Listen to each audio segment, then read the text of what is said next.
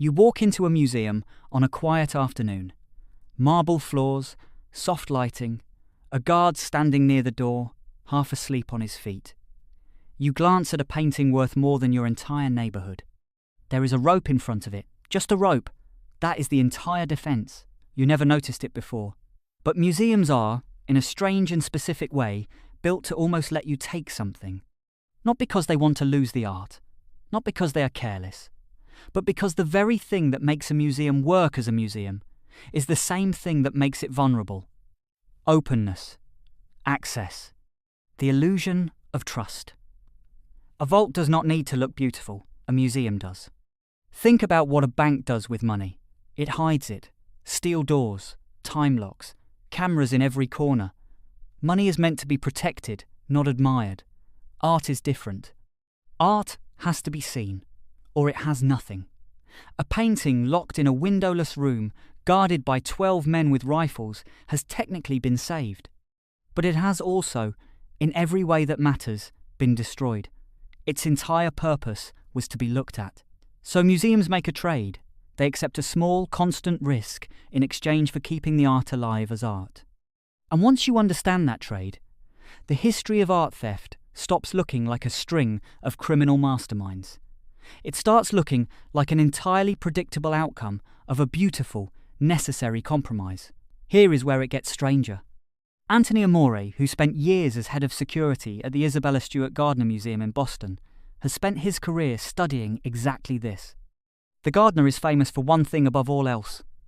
In 1990, 2 men dressed as police officers walked in at night and walked out with 13 works of art worth $500 million.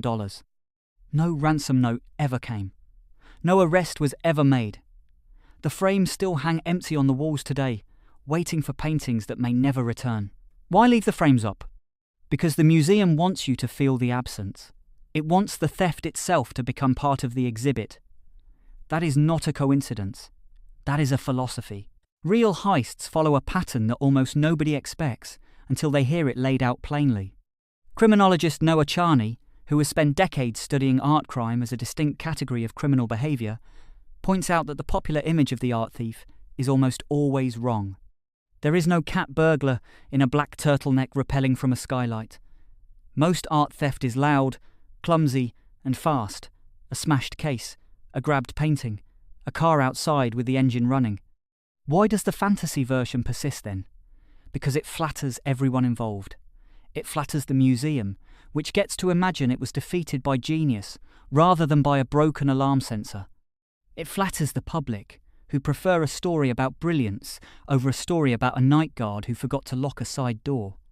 And it flatters, more than anyone, the thief himself, who gets remembered as a criminal poet instead of what he usually is.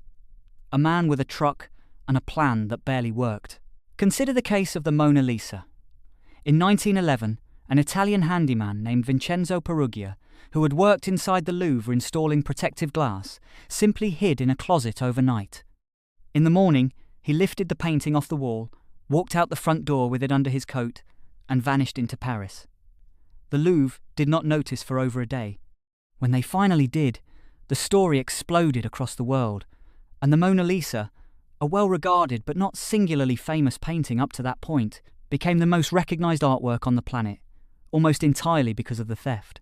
That is the twist hiding underneath all of this. Theft does not just take value away from art. Sometimes it creates value that was never there before. Erin Thompson, an art crime professor who studies the relationship between looted objects and the institutions that display them, has written about how absence itself becomes a kind of exhibit. A stolen painting generates headlines, documentaries, obsessive fan theories, entire tourism economies built around a mystery. The Gardner Museum, robbed of $500 million in art, arguably gained something back in the decades since. Curiosity. Visitors who come specifically to see the empty frames. A story more famous than most of the paintings themselves would have been if they had simply stayed on the wall, unstolen and undiscussed. You start to wonder whether museums are secretly aware of this trade, even if none of them would ever say it aloud. Here is the modern mirror, and it might make you a little uncomfortable. You do this too, in a smaller way, almost every day.